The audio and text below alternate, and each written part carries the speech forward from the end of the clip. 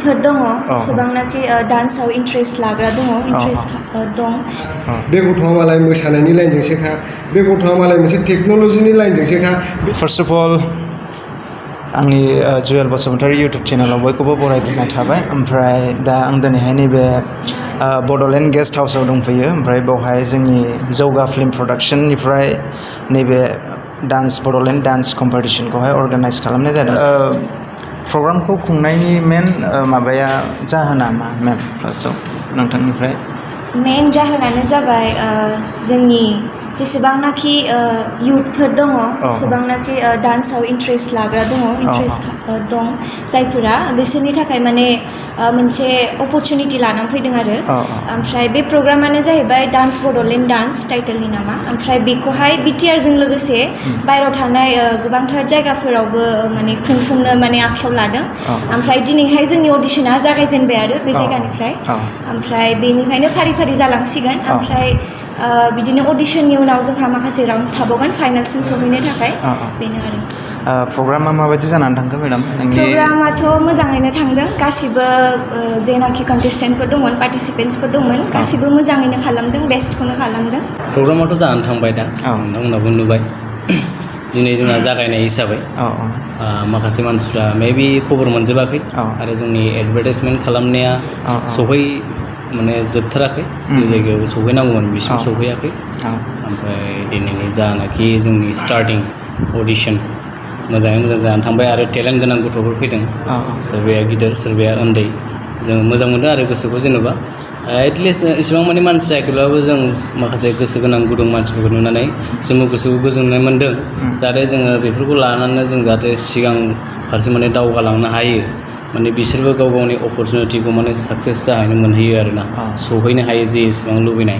बेफोरखौ दा बे जोंनि दा गथ'फ्रा जे पार्टिसिपेट खालामबाय जायफ्रा फाइनालसिम थांगोन सार बिथांमोननि फारसे प्रसेसा मा सार जायफोर बिथांमोना जेनेबा दिनैनि बे फार्स्ट खुंजानाय जोंनि अडिशन बेहाय बाहागो लादों बिथांमोनाथ' सेलेक्ट जानानै थांबाय माखासे साफा सानै खालामो जाहाथे माने दुखु मोना बेखौ आं गिबियावनो आर'ज गाबो आरो गोसो बायनो नाङा जाहाथे उनावहाय आरो गोदान स्कप लाफिनो आरोखि दा बेनो बुंनो गोनां माने जोंनि बे डान्स बड'लेण्ड डान्स सिजन 1खौ खुंफुंनायनि मेन उद्देश्यआ जाहैबाय दहाय बिथाङा बुंखाबाय दा अपरचुनिटि होनोब्ला अपरचुनिटि बेनो जोङो मोनथाम माबायावहाय सारियावहाय जोङो सायख'गोन आरोखि फार्स्ट हिसाबै जोङो उइनार हिसाबै सायख'गोन सेकेन्ड फार्स्ट रानार आप आरो थार्डखौहाय सेकेन्ड रानार आप हिसाबै दा बिसोरनो जोङो साफायावहाय उइनारनो 30,000 प्लास ट्रफि प्लास सार्टिफिकेट बेबायदिनो फार्स्ट रानार आपनोबो 20,000 प्लास ट्रफि प्लास सार्टिफिकेट आरो थार्डनोबो जेनेबा सेकेन्ड रानार आपनोबो 10,000 प्लास ट्रफि प्लास सार्टिफिकेट बे आरोखि आरो बिनि उनावहाय जोङो ओरैबायदि मोनसे जोङो ग्रुपआवहाय सावरायनानै थांखि लाखादों जे माने रियेलिटि श'फोर जेनेबा टिभियावहाय जों नुयो माब्लाबा डान्स इन्डिया डान्स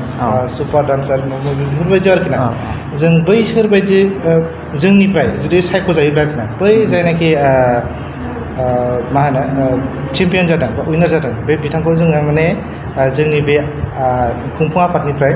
जेनेबा बैयावहाय माबायदि बाहागो लाहैनांगौ बेनि थाखाय जों माबायदि स्कप लानांगौ बेखौ जों राहा लामाखौ बरनना होगोन आरो माखासे खरसा पातिखौ जोङो हानायखिनि कभार खालामनो नाजानाय जादों आरोखि ना बेखिनि आरोखि ना आरो मोनसे खोथा जोंनि नैबे माबाया डान्स बड'लेण्ड सिजनाव जिहेतु बे जोङो बे प्रग्रामखौहाय बिटिआर होननाय लोगो लोगो सानदों मानसिफ्रा बिटिआरआवल' खुंगोन होननानै सानदों आरोखि ना अनेकानो सोंहरदों आं बेखौ बुंनो थांदों जोङो बिटिआरनि बाहेरायावबो जों खुङो जेनेबा हमना ला गुवाहाटि बायदि कार्बि आंलं बायदि बेनि अनगायैबो आरो गुबुन स्टेट जेनेबा बेंगलावबो जों टारगेट लागासिनो दङ जेरावनाखि भुटाननिफ्राय फैनायनि जोंनावहाय कन्टेक्ट फैगासिनो दङ दा सोंहरदों गोबाङानो भुटान हादरनिफ्राय फैगोन इन्टारनेसनेल लेभेल बायदि जाहैबाय आरोखि ना आरो नेपालनिफ्रायबो फैनायनि जोंहाय बिदि दा जोङो बड'लेण्डखौ मोनसे प्रमट खालामनायनि बिराद मोनसे बेनि थ्रुयै टारगेट लादों बिराद मोजां जादों बिराद मोजां मोनदों आङो दिनै जौगा फिल्म प्रडाक्शना डान्स बड'लेण्ड डान्स सिजन 1 खुंनो आखायाव लादों दा बे डान्स बड'लेण्ड डान्स सिजन 1 खुंनायनि आन्दोआव मोनसे थांखि दङ थांखिया जाहैबाय जोंनि बिटिआर हालामजों लोगोसे जोंनि आसामाव गोबां लाइमोनफ्रा टेलेन्ट दङ माने मोसानायानो हक मेथाइ खननायानो हक दामनाय देनायानो हक माने गोबां टेलेन्ट दङ खिन्थु देखायनो हायाखै देखायनो हायैनिबो खारन दङ जेरै जोङो गामिफ्राव नुयो जे बिराद मोजां सिफुं सुयो बिराद मोजां जोङो फुटबल फोथाराव मोसानाय नुयो बिराद मोजां जोङो बिदिनो माइ फोथाराव मोसादलाबायनाय नुयो माइ गायनाय समाव माइ हानाय समाव खिन्थु बैसोर बिथांमोना मा जायो माने बेफोरबायदिखौ देखायनो प्लेटफर्म मोनाखै माने मोनसे स्टेज मोनाखै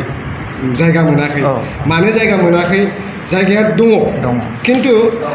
हमनानै ला जोंनि आसाम आरो जोंनि बिटिआरआ मोनसे बिल' पभार्टि लाइननि मानसिफ्रा बांसिन दङ अब्ला हमनानै ला जोंनि चिरां जिल्लायावनो एकदम ओरैजाय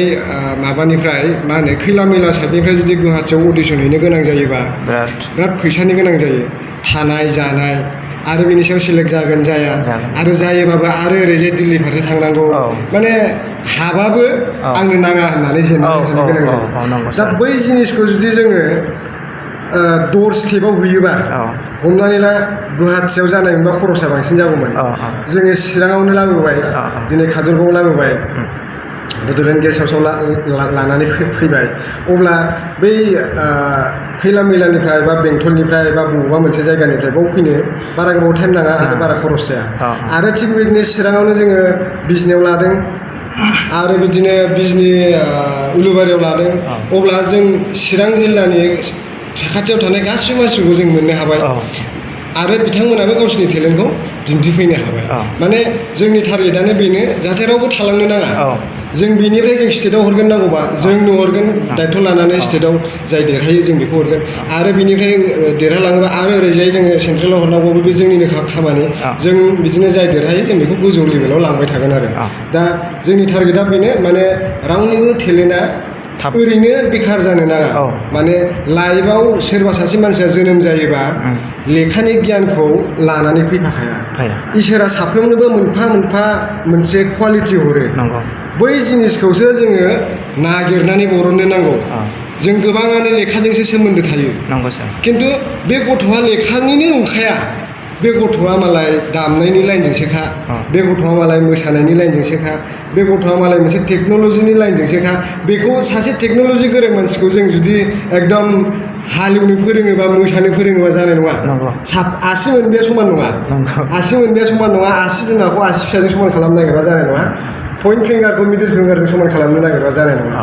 जायनि थाखाय आं होननो नागिरदों साफ्रोमाबो मोनफा कुवालिटि दङ लेखा रोङा जानो हागौ माबा मोनसे दङ आरो जेबो गैया जानो हागौ लेखा गोरों जों बै जिनिसखौसो बासिनानै जोङो फकास खालामनांगौ दा गोबां मानसियानो बे सुबिदाखौ मोनाखै दा जों बे डान्स बड'लेण्ड डान्सनि गेजेरजों जाय बिथांमोना मोसानायनि रोंगौथि दङ बै रोंगौथिखौ दिन्थिफुंनो थाखाय जों सुबिदा होदों आरो बिथांमोना जुदि बाहाय देरहासार जायोबा आरो गोजौ लेभेलाव लांनायनि दायथ'आ जोंनि दा बे थांखिजोंनो जोङो जौगा फिल्म प्रडाक्सना नैबे first dance Bodoland dance season 1खौ खालामनाय जादों जोबोद गोजोननाय थाबाय